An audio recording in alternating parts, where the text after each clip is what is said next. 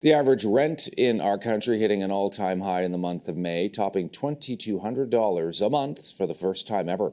A new report from rentals.ca and Urban Nation found the average monthly asking price for rent increased by 9.3% on a year-over-year basis last month, reaching $2,202.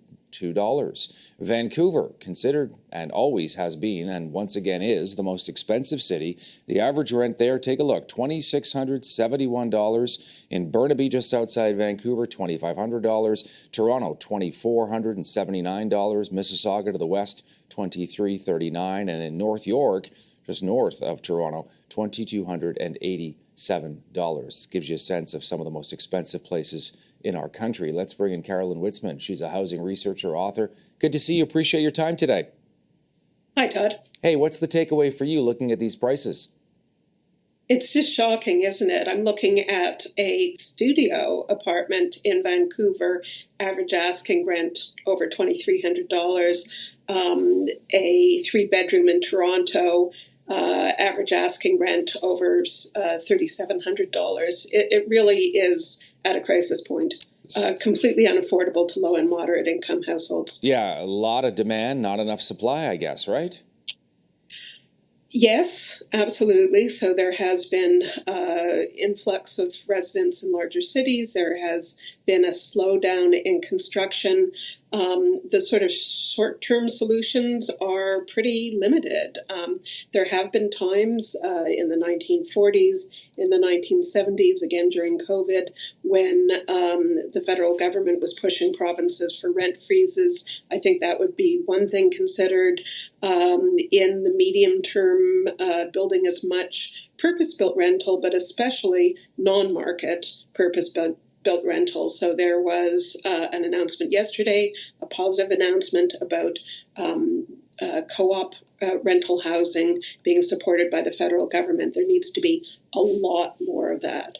Tell me as well about interest rates, and we know that there was a cut, of course, earlier this week. Do you think that might have any positive impact on what we're seeing in the rental market?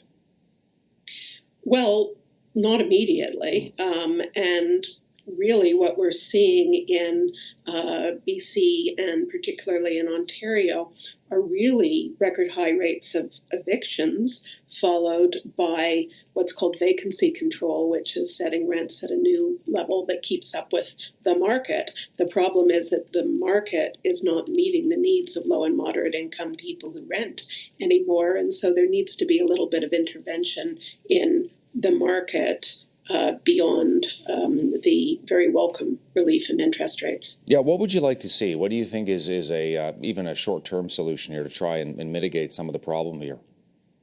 Yeah, Todd, as I say, I think the only short-term solution I can think of is a rent freeze, and even that would only keep rents at the very high rates that they're at right now. The medium-term solutions are doing everything that the federal government can to support affordable non-market housing. The co-op fund that I mentioned yesterday is part of it, using, there's supposed to be an accelerated use of government land for purpose-built rental, making sure that as much of that is in the hands of non-market housing providers such as public co-op, community housing, which tend to keep rents lower over time.